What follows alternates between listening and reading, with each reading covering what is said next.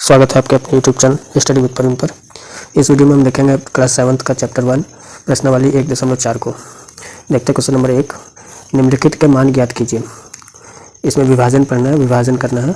जैसे यहाँ -28 को भाग देना है 7 से, तो 7 का पहाड़ा में कितने बार में आता है? 28 4 बार में, 7 चौके 28, और 7 प्लस में है माइनस में 28, तो प्लस माइनस यहाँ पर भी हो जाएगा माइनस। जिस तरह गुना में प्लस माइनस माइनस होता है, उसी प्रकार वही प्रक्रिया इसमें भी है।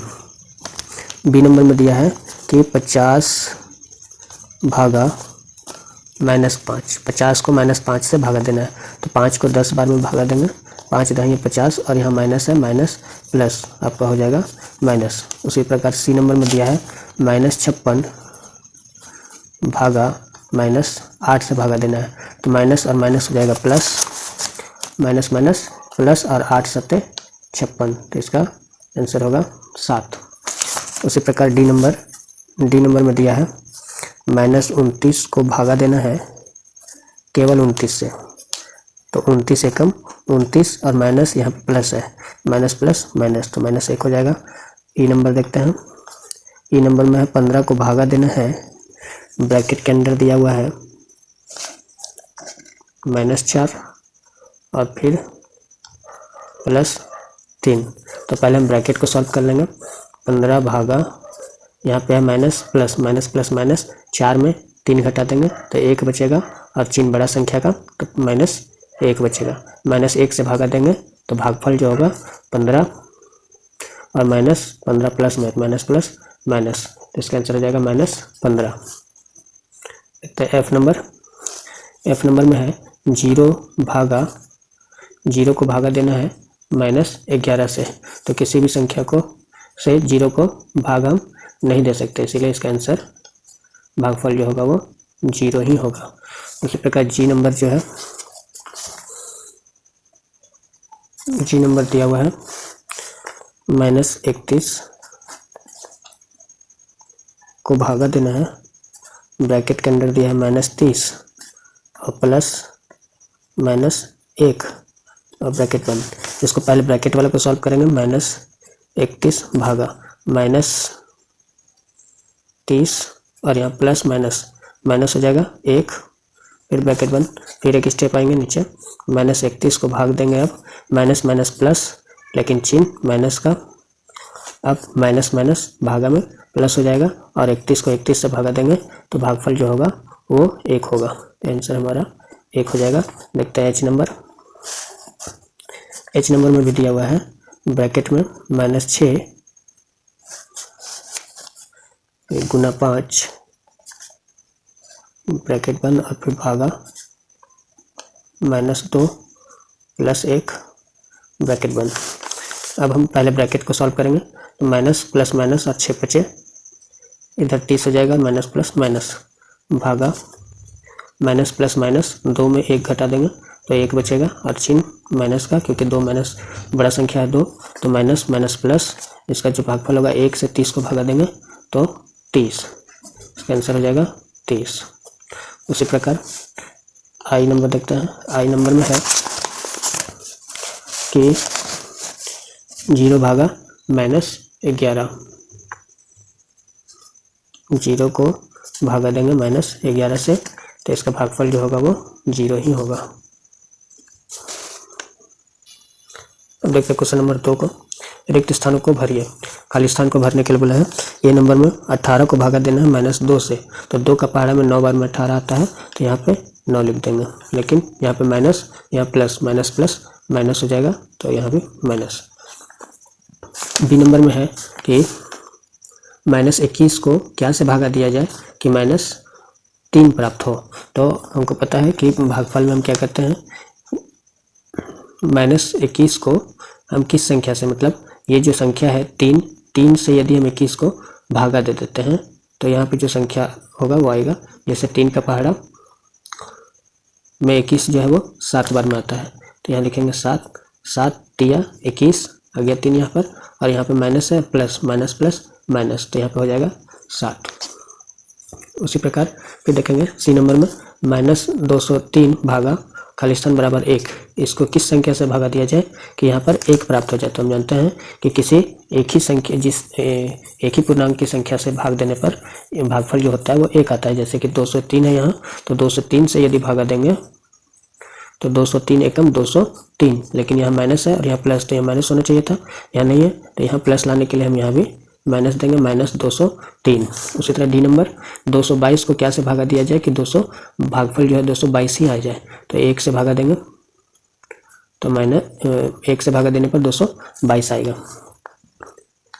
कौन सी संख्या को -1 से भागा दें कि 75 आ जाए। तो यहाँ पे हम लिखेंगे -75 को हम -1 से भागा देंगे तो भागफल 75 आएगा। 0 को यदि 99 से भागा दिया जाएगा तो क्या होगा, 0 को 99 से भागा देंगे तो 0 ही होगा। उसी प्रकार 48 -48 को किस संख्या से भागा दिया जाए कि 4 आ जाए। तो 4 एकम 4 और 4 दूना 8, मतलब 12 से भाग देंगे तो 4 आएगा, लेकिन यहाँ पर प्लस नहीं -12 से देना होगा, क्योंकि -48 भागा -12 बराबर 4। उसी प्रकार एच नंबर में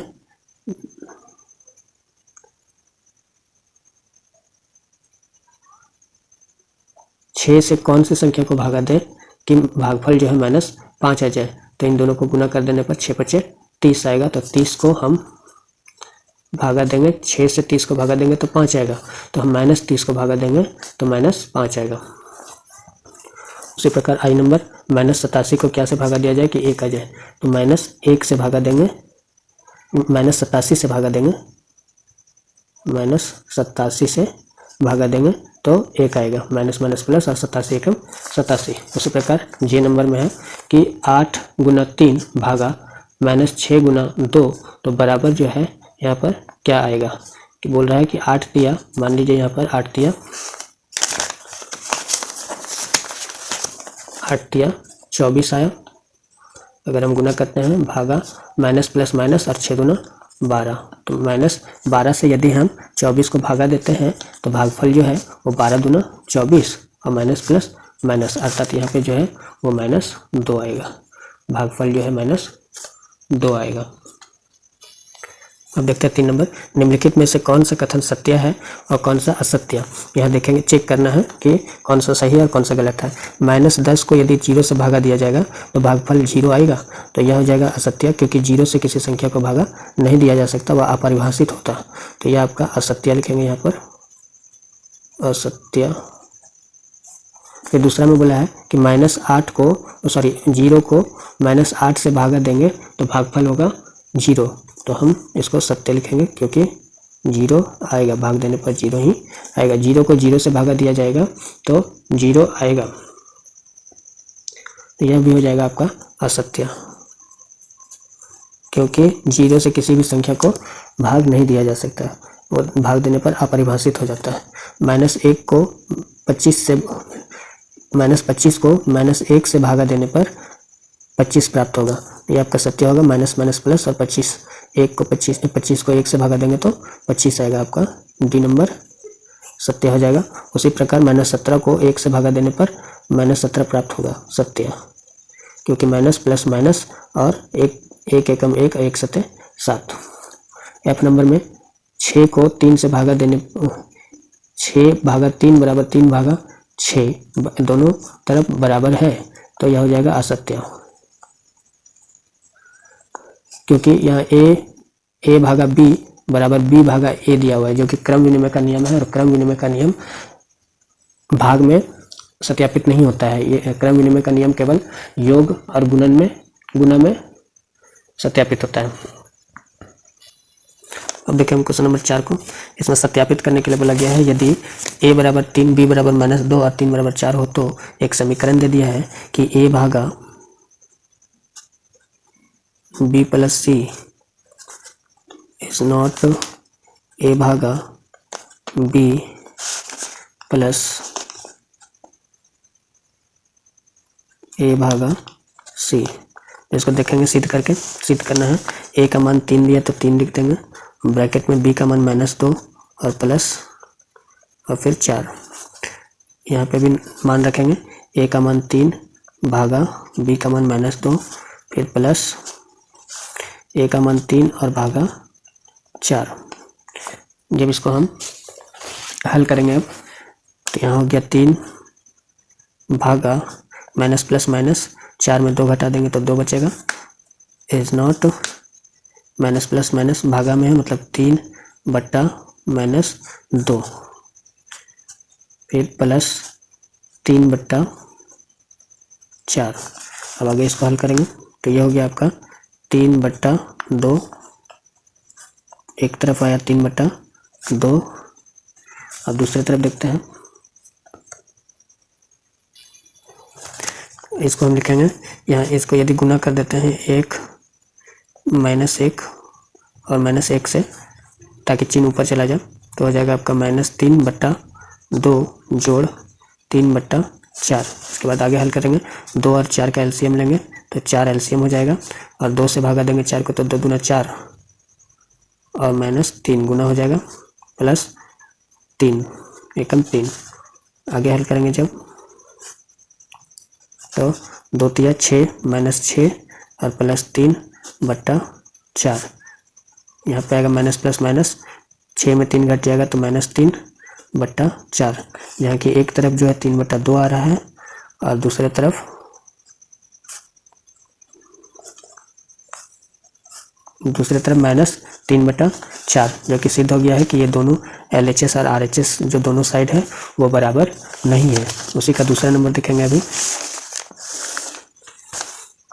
दूसरा नंबर में है कि यदि a बराबर -10 और b बराबर 1 और c बराबर 1 हो, तो एक और समीकरण दे दिया है कि a भागा b plus c is not a भागा b और प्लस a भागा c। उसी समीकरण को सिद्ध करना है इसको भी। तो a का मान दिया 10 तो 10 लिख देंगे, भागा b बराबर 1 प्लस 1, इस नॉट का चिन्ह दे देंगे, a बराबर 10 भागा 1 जोड़ 10 भागा 1। आगे हल करेंगे तो यहाँ पे 10 रहेगा, भागा 1 और 1 को जोड़ेंगे तो 2,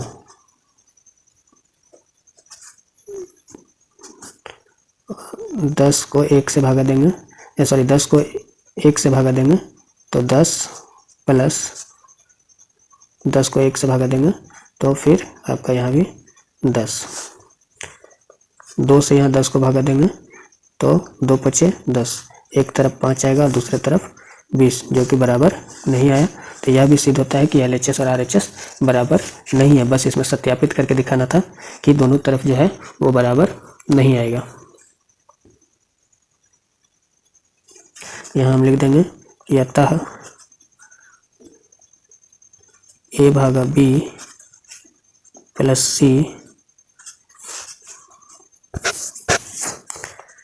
बराबर नहीं है a भागा b का प्लस a भागा c का।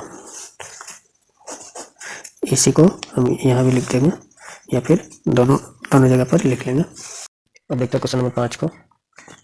5 ऐसे पूर्णांक युग्म a b लिखिए ताकि a भागा b बराबर -3 हो।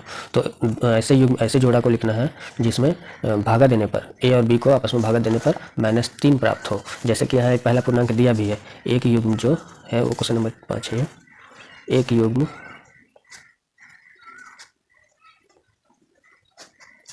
जैसे दिया है 6, -2। यदि हम यहाँ पर, क्योंकि 6 को यदि -2 से भागा दिया जाएगा तो -3 प्राप्त होगा। इसी तरह दूसरा युग्म क्या हो सकता है, पहला युग्म दिया है और भी लिखने के लिए बोला है कि 5 युग्म, ऐसे 5 युग्म। तो दूसरा हम लिखेंगे, लिखते हैं पहला युग्म जो है, ये तो क्वेश्चन में दिया हुआ है। पहला युग्म लिखेंगे 3, -1, क्योंकि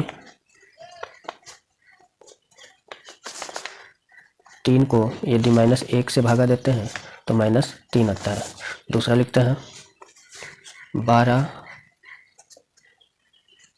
को -4 से भागा देने पर क्या आएगा, -3 ही आएगा, क्योंकि 12 भागा -4 बराबर -3। उसी तरह तीसरा लिख देते हैं। 15 भागा 15 को यदि -5 से भागा देते हैं तो भी आपका 15 भागा -5 बराबर -3। इसको ब्रैकेट में भी रख सकते हैं। चौथा में हम ले लेते हैं और 18 को यदि -6 से भाग देते हैं तो 18 भागा -6 बराबर हो जाएगा -3। एक लिख लेते हैं और 9 को यदि -3 से भागा देते हैं तो भी आपका -3 से तो -3 ही होगा। ये हो गया क्वेश्चन नंबर 5 का। 5 युग्म लिखने बोला तो पाँच युग्म लिखेंगे। यहाँ पे 1 2 3 4 5 ये युग्म लिखना है, लेकिन आप इस तरह भी दर्शा सकते हैं कि इस युग्म को भाग देने पर -3 आएगा। देखें क्वेश्चन नंबर 6 को। एक कक्षा जांच में प्रश्नों के प्रत्येक सही उत्तर के लिए +3 अंक दिए जाते हैं और प्रत्येक गलत उत्तर के लिए -2 अंक दिए जाते हैं, और किसी प्रश्न को हल करने का प्रयास नहीं करने पर कोई अंक नहीं दिया जाता। अर्थात यदि एक प्रश्न को सही करता है तो उसको +3 और गलत करता है तो 2 नंबर, और प्रयास सिर्फ करता है तो उसके लिए कोई नंबर नहीं दिया जाता। तो इसके अकॉर्डिंग फिर पूछा है क्वेश्चन। पहला नंबर, शिवानी ने 20 अंक प्राप्त किए। उसने यदि उसके 12 उत्तर सही पाए गए तो उसने कितने प्रश्नों का हल गलत किया है। तो सबसे पहले हम लिखेंगे 6 नंबर में कि सही उत्तर प्रत्येक सही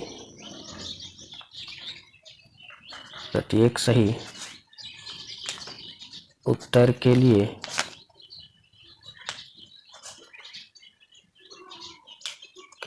जो अंक दिया जाता है वो +3 अंक दिया जाता है, और प्रत्येक गलत उत्तर के लिए जो अंक दिया जाता है वो -2 अंक दिया जाता है। और फिर हम यहाँ अंक लिख देंगे, इतना अंक दिया जाता है। अब आते हैं क्वेश्चन में। ए नंबर में शिवानी को जो है सही उत्तर, उसने जो है सही उत्तर कितना बनाया, तो सही उत्तर की संख्या लिखेंगे। सही उत्तर की संख्या जो है वो 12 उत्तर को वो सही करती है, तो उसको सही उत्तर के लिए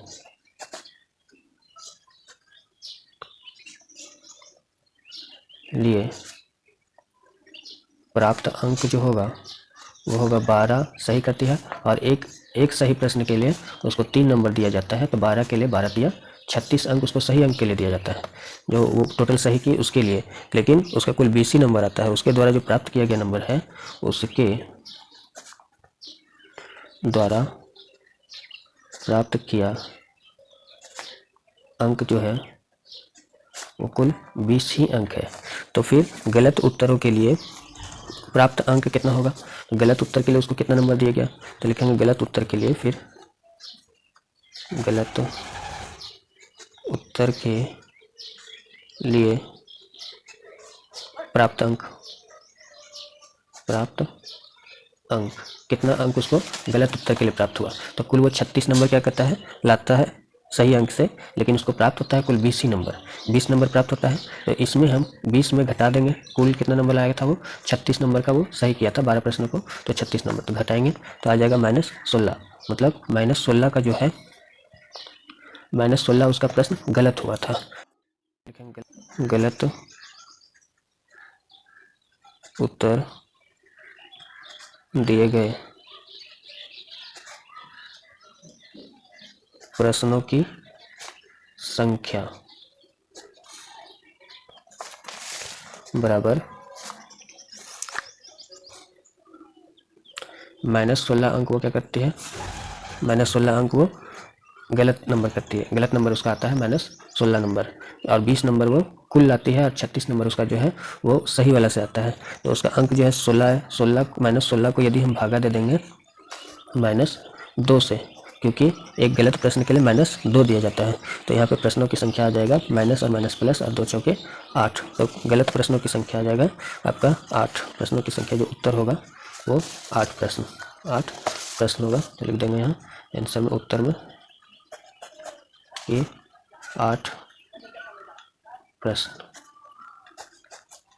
कि उसने जो है उसने 8 प्रश्नों का उत्तर गलत दिया, ये भी लिख सकते हैं। या आपकी उसने या शिवानी ने उसने कुल 8 प्रश्नों का उत्तर गलत दिया। आगे देखते हैं दूसरा नंबर में कि मोहित को -5 अंक प्राप्त होता है जबकि उसके 7 उत्तर सही पाए जाते हैं। उसने कितने प्रश्न का उत्तर गलत किया है, इसमें भी बनाएंगे। अब दूसरा नंबर वाला इसका शिवानी हो गया। अब मोहित वाला में तो लिखेंगे सही प्रश्न जो है, सही उत्तरों की संख्या जो है बराबर 7, वो सही प्रश्न को लिखता है। और फिर तो सही उत्तर के लिए उसको कितना अंक मिलता है, सही उत्तरों के लिए प्राप्त अंक जो है वो 7 और एक सही उत्तर के लिए 3, तो 7 या 21 अंक उसको सही अंक के लिए सही प्रश्नों के लिए मिलता है। और कुल जो है उसको कुल प्राप्त होता है, कुल प्राप्त किया गया अंक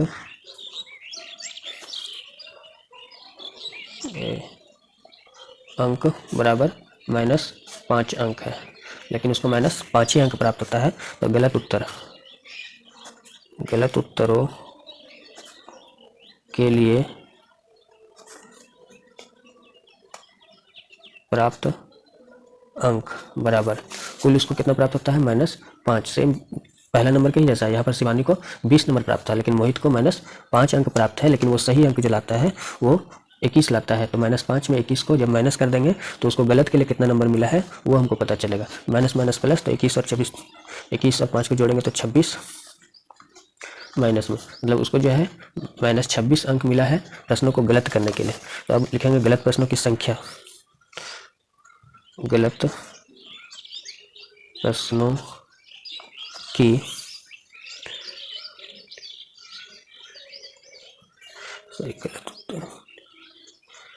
लेकिन गलत उत्तर दिए गए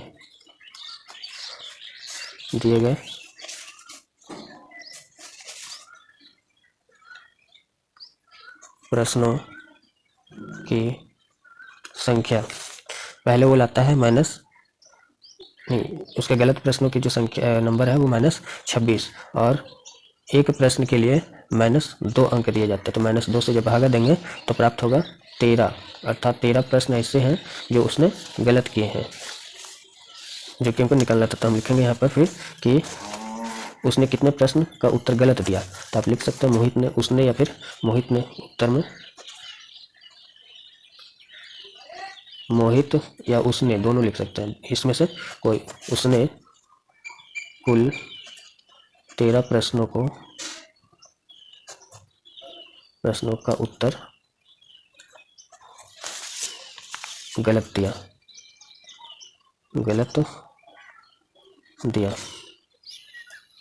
अब देखते हैं क्वेश्चन नंबर 7 को।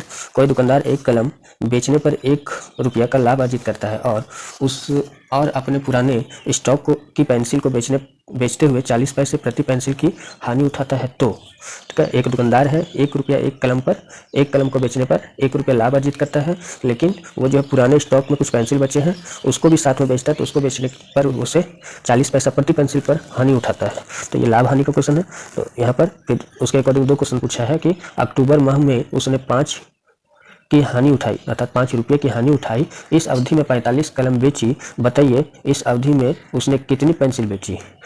उसके बाद फिर दूसरा पूछा है नवंबर महीने में उसने ना लाभ हुआ और ना ही हानि हुई, यदि उसने इस महीने में उसने 70 कलमें बेची तो उसने कितनी पेंसिल बेची। तो सबसे पहले हम ए नंबर देखेंगे। 1 नंबर में इसमें पहले लिखेंगे कि एक कलम बेचने पर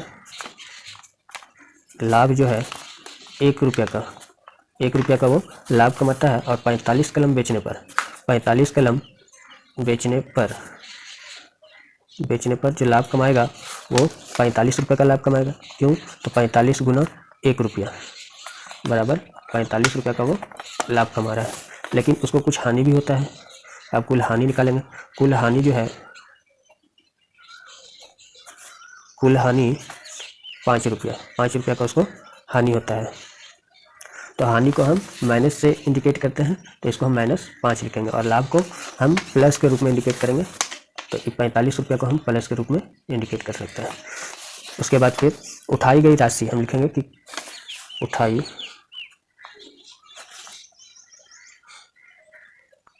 गई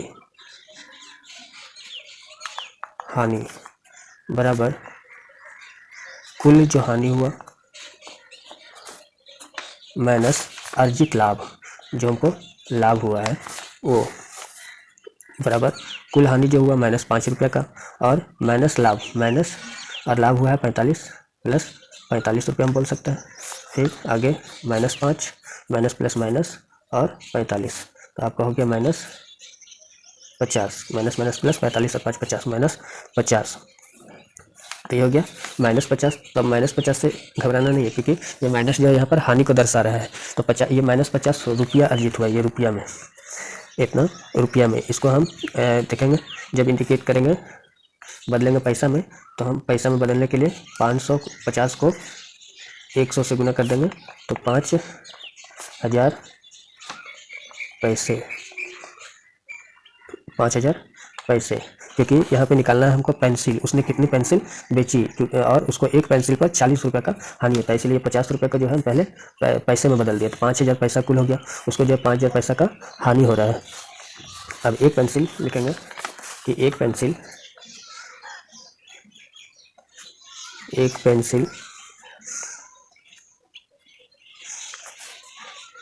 बेचने पर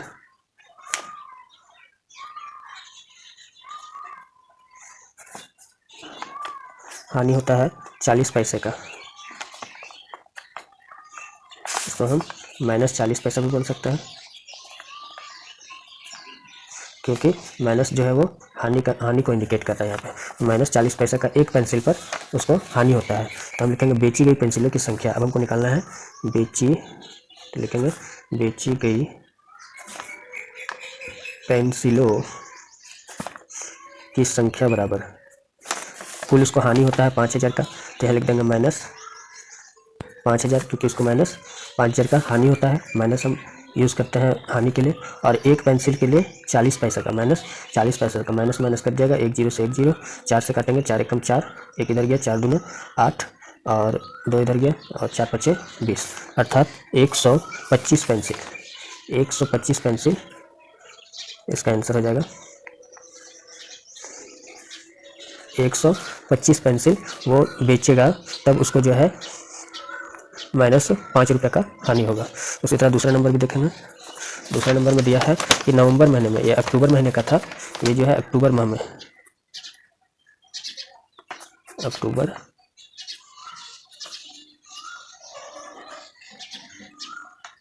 माह का था, ये अक्टूबर माह का था, अभी जो देखेंगे वो नवंबर माह का रहेगा। दूसरा नंबर में नवंबर माह, फिर अगले माह जब आता है तो नवंबर महीने में उसको ना तो लाभ होता है ना हानि होता है, तो हम फिर लिखेंगे कि ना लाभ हुआ ना हानि, ना लाभ ना हानि हुआ, इसीलिए अर्जित लाभ, जो लाभ हमको अर्जित हुआ है, अर्जित लाभ प्लस उठाई गई हानि बराबर 0, क्योंकि जोड़े ना तो लाभ हो रहा ना हानि हो रहा, तो यदि लाभ और हानि को जोड़ दिया जाए तो शून्य होता है, शून्य हो जाएगा। अब हम लिखेंगे कि अर्जित लाभ बराबर, जब इसको हम हल करेंगे तो हो जाएगा अर्जित लाभ, या फिर सिर्फ लाभ भी लिख सकते हैं। लाभ अगर हम यहाँ पे शून्य है, इधर से हानि को उधर भेज देते हैं, तो अर्जित लाभ बराबर माइनस हानि भी बोल सकते हैं, या उठाई गई हानि, दोनों में से कुछ भी, हानि उठाई गई हानि। अब क्या बोला है कि 70 कल में, उसके बाद जो है 70 कल में बेचने पर लाभ जो होता है वो 70 रुपये का लाभ होता है उसको, 70 रुपये का लाभ। अब पेंसिल बेचने से उठाई गई हानि, उसके बाद लिखेंगे पेंसिल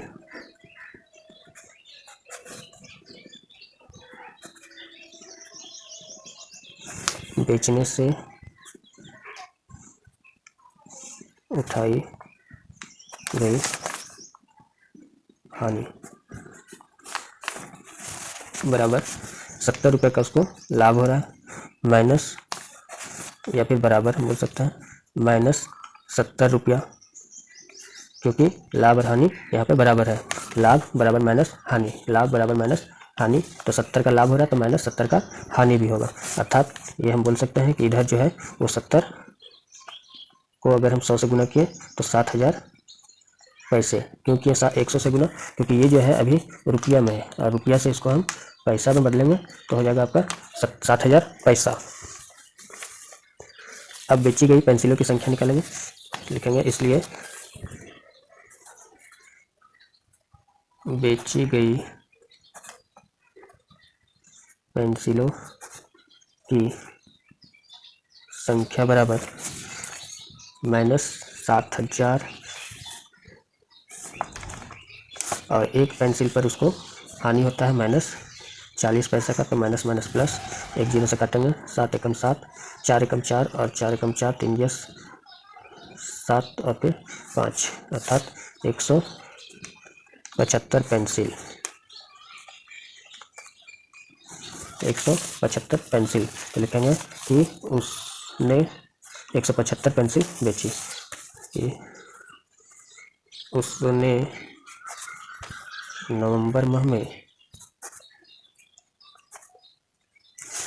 175 पेंसिल